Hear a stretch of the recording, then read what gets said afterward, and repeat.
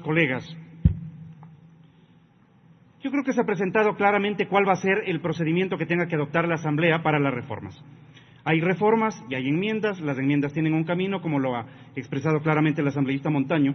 Yo he presentado un paquete de reformas hace alrededor de 3 o 4 meses, que el día de hoy se pone en conocimiento y en el cual me parece que deberíamos compartir que entre los asambleístas cuáles son los temas sobre los cuales en un momento determinado la Asamblea, mediante resolución, tendrá que hacer la consulta a la Corte respecto del camino y respecto de la constitucionalidad de lo que la Asamblea consulte. Ese es el mecanismo.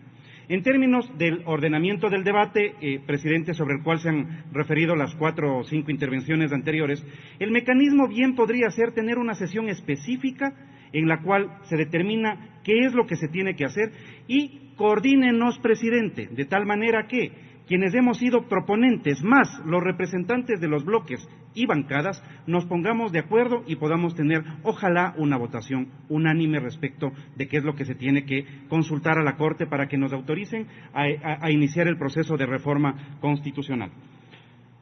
Presidente, he presentado en mi proyecto de reforma la necesidad de que se cambie el sistema de los actuales detenidos en las cárceles. Cuando presenté el proyecto habían 38.000 detenidos, en este momento hay 41.000. Y la propuesta está ya que si bien el Estado ecuatoriano tiene que garantizarles la vida, que no lo está haciendo muy bien, y que el Estado ecuatoriano tiene que garantizarles el sustento, bueno, también deberíamos buscar que los procesos de reinserción le obligue al Estado a preparar políticas públicas para que se avance en el sistema de autosustento de los detenidos.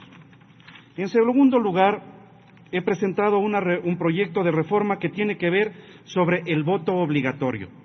Yo creo que es necesario que la Asamblea debata sobre el voto obligatorio o, en su defecto, sobre la posibilidad de eliminar la sanción y obligatoriedad de presentar la papeleta de votación para cualquier trámite. Miren, llegamos a tener unos niveles inmensos de clientelismo y llevamos a tener una participación ficticia porque el derecho al voto se lo hace mediante una obligación. Esta es parte de las cosas que me parece que deberían orientar el debate. Yo sostengo que durante los últimos 40 años de utilización del sistema de voto obligatorio, los niveles de ausentismo no han sido eliminados, pero al mismo tiempo lo que se dio es un proceso en donde quien tenía plata hacía de su plata la posibilidad de financiar el frasquito de aceite, el arroz, cualquier cosa, y terminaron prostituyendo la política. Creo que ese es uno de los temas que se tienen que debatir, presidente. Las reformas a las competencias de designación de autoridades del Consejo de Participación Ciudadana hemos planteado con 2 alternativas. La una, la que implica la acotación de las funciones del Consejo de Participación, y la segunda, que creo que ha ido tomando más fuerza y más impulso, que es la eliminación del Consejo de Participación Ciudadana. Pero eso solamente se puede hacer si es que nos ponemos de acuerdo en la Asamblea y presentamos el texto conforme de una resolución a la Corte Constitucional. He planteado en el cuarto proyecto de reforma la reducción del número de integrantes de la Asamblea, porque caso contrario nos va a pasar lo siguiente, estimados colegas. Cada 10 años la República del Ecuador tiene que tener un censo. El último censo fue en el año 2010, el siguiente censo es en el año 2020. Con el censo del año 2020 es bastante probable que el número de asambleístas que resulten, manteniéndose el actual cociente de asignación de escaños, implique que la Asamblea pase de 137 a 150 miembros. Si emprendemos esta reforma, es bastante probable que mantengamos el número de asambleístas que en este momento tiene la República. Creo que ese es un tema que tiene que debatirse, presidente. He planteado la necesidad de que en la Constitución se reconozca la autonomía del Banco Central. ¿Por qué, presidente? Porque resulta que nos hemos encontrado con gobiernos que encontraron que el Banco Central era la caja sobre la cual tenían que meter sus garras cuando se les acababan los recursos de los ecuatorianos. El Banco Central tiene que ser manejado austeramente y tiene que ser manejado no de acuerdo a los intereses o la noción política del presidente, sino en función de los requisitos y de las necesidades de los ecuatorianos. Por eso creemos que el Banco Central tiene que tener independencia técnica y administrativa, que es una de las reformas planteadas. Sobre algo a lo que se refirió el asambleísta Donoso, creo que es necesario que entremos en la discusión de la prohibición que tiene la Constitución del contrato por horas.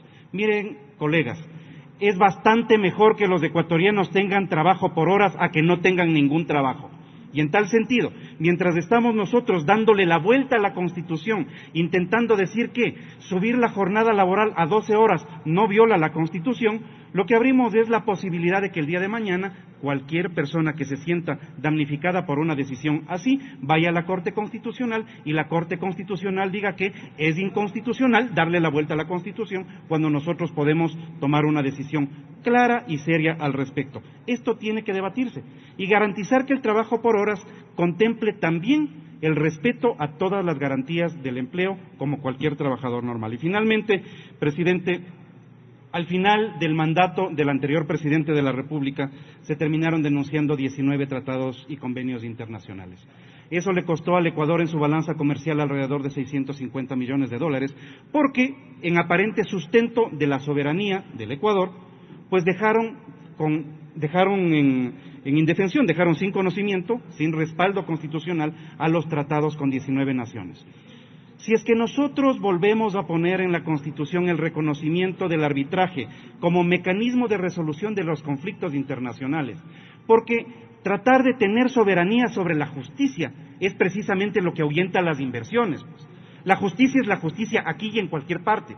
Y tenemos que buscar que el Ecuador resuelva sus controversias internacionales en cualquiera de los estados del mundo en donde nos pongamos de acuerdo en tener nuestros sistemas de resolución de conflictos, pero siempre cuidando los intereses sin tratar de secuestrar la justicia. Estos son los temas, presidente, y quiero cerrar esta intervención planteándole lo siguiente, señor presidente. Convóquenos a los proponentes. Convoque a los representantes de los bloques y bancadas, pongámonos de acuerdo sobre un texto y lo ponemos a conocimiento de los asambleístas. Hecho lo cual, votamos ese texto y en conformidad lo enviamos a la Corte Constitucional. Espero acoja mi sugerencia, presidente. Gracias. Gracias, colegas. Gracias.